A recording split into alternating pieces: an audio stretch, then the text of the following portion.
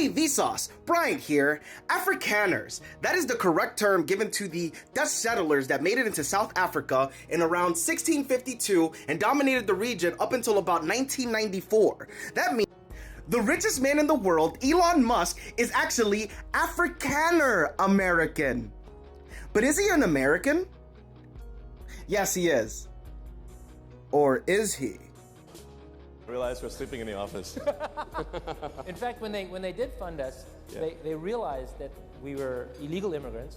Well, I mean, Yes, we were. I'd say it's a gray area. Yeah, yes, we were. We were illegal immigrants. We were sleeping in the office. We didn't have a car. We had one car with the wheel kept. Now, what does his brother mean by they were here illegally, but Elon Musk says that they were in a gray area? You need a little bit of backstory. So you have to understand that Elon Musk was born in South Africa. Now, his mother was actually a Canadian citizen. So by extension, that gives him the right to also apply for his Canadian citizenship, which he did. So in 1989, he moved to Canada with his mother and his brother.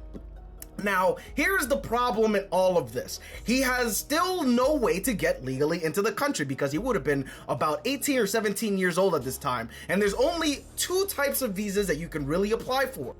So your first type is what's known as immigrant visas. These are the ones that actually let you get into the country and become eventually a US citizen once you have enough time in the country. Now, to apply for one of these, you had to have one of four circumstances. Either one, you had to have a US family member who could sponsor you.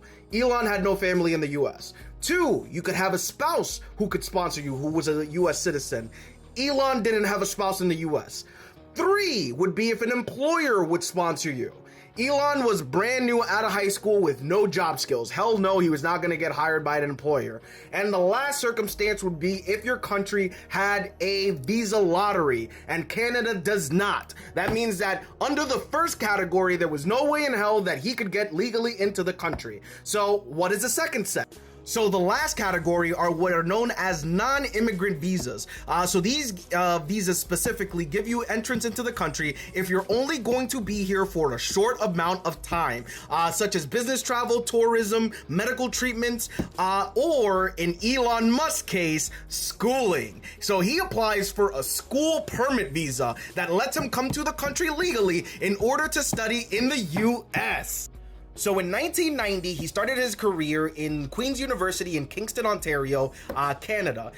2 years later, he then transfers out in 1992 to the University of Pennsylvania. Now, between 1992 and 1995, he's in the University of Pennsylvania, but then in 1995, he transfers out to Stanford University. Now, this is where the story gets good.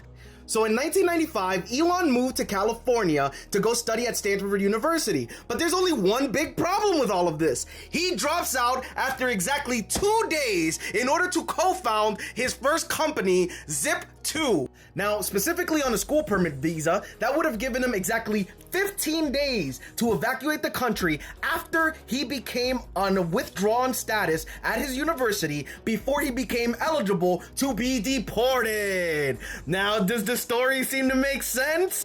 Now, his brother says that they were living out of a supply closet at his company Zip2. Now, what was the address of this company? It was 390 Cambridge Avenue, Palo Alto, California, meaning that he was running his multi-million-dollar corporation from California. Now, this is a big no-no when you're applying for a visa to become a US citizen.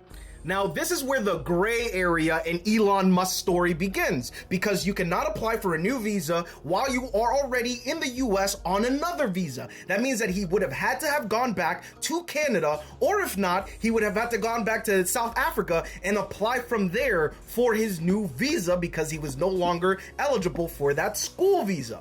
So this is where the gray area begins in our story, because between 1995 and 1997, there is no record of this guy existing in any country. I could not find a picture. I couldn't find anything about him.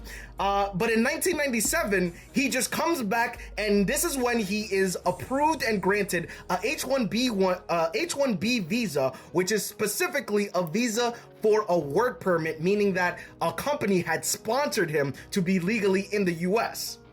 And exactly 5 years after he became eligible to be in the country legally, he then applied to become a legal US citizen. So yes, he is currently, in this point in time, a legal US citizen. Now, the problem is that he can technically be qualified to be denaturalized. You see, the same way that you can become a naturalized citizen, there is also a process for US citizens to be denaturalized.